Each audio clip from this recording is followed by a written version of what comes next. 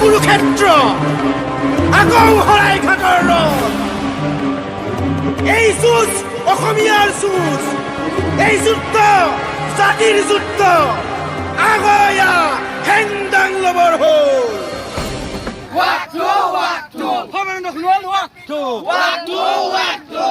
BJP go back, go back. BJP waktu.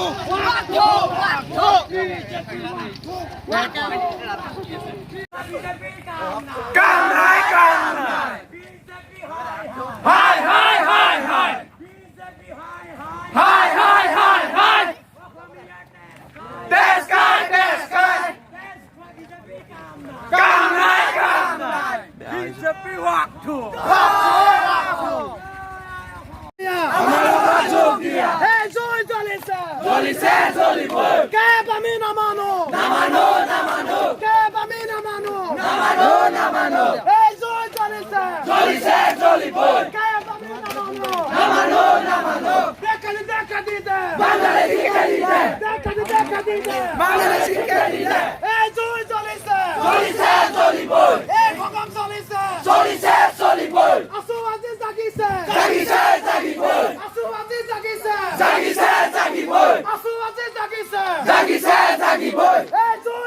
ছাত্ৰ সন্থাৰ উদ্যোগত কাকতোৱা বিভিন্ন দল সংগঠনৰ সহযোগত আয়োজন কৰা এই অগ্নিপণ কাৰ্যসূচীৰ অংশগ্ৰহণ কৰা সমূহ সংগ্ৰামী বন্ধুলৈ কাকতোৱা আঞ্চলিক ছাত্ৰ সন্থাৰ পৰা বৈপ্লৱিক অভিনন্দন জ্ঞাপন কৰিলোঁ।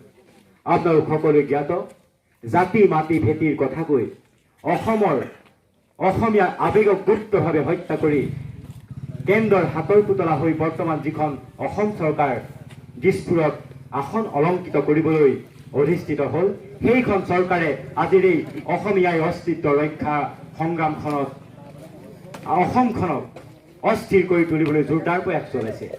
এটা কথা আপোনালোকক পোনপ্ৰথমেই কৈ দিছোঁ, সমগ্ৰ চৰকাৰখনে আৰু চৰকাৰী ষড়যন্ত্ৰই আমাৰ এই সংগ্ৰামী সত্তাটোক আমাৰ এই বিভিন্ন দল সংগঠনক ভাগ কৰিবলৈ কূট কৌশল ৰচনা কৰিছে আৰু আজিৰ অগ্নিপণ কাৰ্যসূচীত আপোনালোকে বজ্ৰ কঠোৰ উদাত্ত কণ্ঠেৰে শপত ল'ব লাগিব যে আমি সেই চৰকাৰী কোনো কূট কৌশলত আমি সোমাই নপৰোঁ, আমি সেই কূট কৌশল সম্পূৰ্ণ উঠুৱাই দিবলৈ সক্ষম হওঁ। আমাৰ শেষ আশা আছিল সৰ্বানন্দ সোণোৱাললৈ। তেওঁ এজন ভাৱমূৰ্তি থকা ভক্তিবান মানুহ আছিল। তেওঁ ভাৱমূৰ্তি এইটোৱে আছিল, সদৌ অসম ছাত্ৰ সন্থাৰ সভাপতিৰ পৰা অসম গণ পৰিষদৰ দায়িত্ব লৈ বিজেপিৰ সভাপতি হৈ বৰ্তমান মুখ্যমন্ত্ৰীৰ আসনলৈকে অলংকৃত কৰিলে। তেওঁ ওলাই গ'লে আমি দেখা পাইছিলোঁ ভাৱ ভক্তিৰ কথা, কিন্তু আমি বুজিবলৈ 4টা বছৰ লাগিল তেওঁ হৃদয়ত লুকাই থকা ভ্ৰষ্টাচাৰ আৰু ভণ্ডামীবোৰৰ কথা।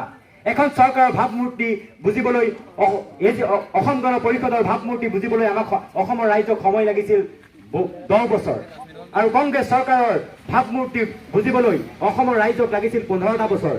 কিন্তু জাতি মাটিৰ ভেটিৰ কথা কোৱা বাংলাদেশী চৰ্দাৰসকলৰ নিজৰ দলৰ ভাৱমূৰ্তি বুজিবলৈ কিন্তু অসমৰ ৰাইজক মাত্ৰ 4টা বছৰহে লাগিলে। আপোনালোকে ভাবি চাওক কিমান নিকৃষ্ট মানসিকতাৰ হ'লে নিজৰ আইদৰে এটা সংগ্ৰামী সত্তা, আইদৰে এটা সদৌ অসম ছাত্ৰ সন্থাৰ মজিয়া, সেই মজিয়ালৈ অহা ছাত্ৰ ছাত্ৰীক বিভিন্ন আইন বিভিন্ন প্ৰশাসনিক যন্ত্ৰৰ দ্বাৰা ৰুদ্ধ কৰিব খুজিছে। কিন্তু এটা কথা এই প্ৰতিবাদী কাৰ্যসূচীৰ পৰা জনাই দিছোঁ যে ভাৰত স্বাধীনতা আন্দোলনৰ সময়ত যেতিয়া ব্ৰিটিছৰ কানিংহাম চাৰ্কুলাৰ নামৰ এজন ব্ৰিটিছ ঔপনিৱেশিকে শিক্ষাৰ অধিকাৰ হাতত আছিল, তেওঁ তেতিয়াও এটা কথা কৈছিল যে কোনো শিক্ষাৰ্থীয়ে প্ৰতিবাদ কৰিবলৈ ওলাই আহিব নোৱাৰে। কিন্তু সেইসকলে নিজৰ ভাৱ আৰু নিজৰ জ্ঞানেৰে ওলাই আহি ভাৰতৰ স্বাধীনতা আন্দোলনত সহায় কৰিলে আৰু দিল্লীত অধিষ্ঠিত বাংলাদেশী চৰ্দাৰসকলক এই প্ৰতিবাদী কাৰ্যসূচীৰ পৰা জনাই দিছোঁ, আপোনালোকে ইতিহাস অধ্যয়ন কৰক, আপোনালোকৰ সংখ্যা আছে, কিন্তু নাভাবিব যে আপোনালোকৰ সংখ্যাই সকলো সময়তে সহায় কৰিব। এটা কথা ভাবি ল'ব, মহাভাৰতৰ দিনত কৌৰৱৰ কিন্তু 1 লাখ অক্ষশনী সেনা আছিল, কিন্তু 5 পাণ্ডৱৰ মাত্ৰ 5টাই আছিল। আপোনালোকে সংখ্যা জ্ঞান দেখাই থাকে, কিন্তু সেই সংখ্যা ক'ত কেতিয়াও ভৰি পৰিব আপোনালোকে কেতিয়াও বুজি নাপাব। আপোনালোকে এইটো ভাবি নল'ব আপোনালোক যে জিকিবলৈ কোনোবা বাংলাদেশী ভোটৰ বা কোনোবা পশ্চিমবংগৰ মানুহ আনি কোনোবা গুজৰাটৰ মানুহ আনি অসমৰ আসন অলংকৃত কৰিব পাৰিম বুলি কেতিয়াও ভাবি নল'ব। আৰু এটা কথা ঠিক, অসমীয়া আইক ভাল পাবলৈ, অসমীয়া জাতিক ভাল পাবলৈ কোনোবা চেয়াৰমান আলী শিলাদিত্যদেৱ, কোনোবা মৃণাল শইকীয়া নামৰ এটা বাংলাদেশী চৰ্দাৰ, সিদ্ধাৰ্থ ভট্টাচাৰ্য নামৰ এজন অকমান্য শিক্ষামন্ত্ৰীৰ পাৰ্মিশ্যন লোৱাৰ অসমৰ ছাত্ৰ সমাজৰ কোনো পাৰ্মিশ্যন লোৱাৰ কোনো যোগ্যতাও নাই। অসমৰ ছাত্ৰ সমাজ জাগিছে, আজি জাগিবই। তেওঁলোকে কৈছে এই নাগৰিকত্ব সংশোধনী বিলখন অকল বিজেপিৰ সেই চৰ্দাৰসকলে বুজি পায়, অসমৰ বুদ্ধি সমাজে বুজি নাপায়, ডক্টৰ অমৰজ্যোতি চৌধুৰী ছাৰে বুজি নাপায়, ডক্টৰ হীৰেণ গগৈ ছাৰে বুজি নাপায়, সদৌ অসম ছাত্ৰ সন্থাই বুজি নাপায়, কংগ্ৰেছে বুজি নাপায়, বা উকিল সন্থাই বুজি নাপায়, বিশ্ববিদ্যালয়ৰ প্ৰফেচাৰে বুজি নাপায়। তেতিয়াহ'লে ভাবি লওক, অকল সেই বাংলাদেশীৰ গোলাম বাংলাদেশী চৰ্দাৰসকলে কিন্তু সেই নাগৰিকত্ব বিলখনৰ কথা বুজি পায়। তেতিয়াহ'লে আপোনালোকে ভাবক যে এই নাগৰিকত্ব বিলখন কিমান ভয়াব।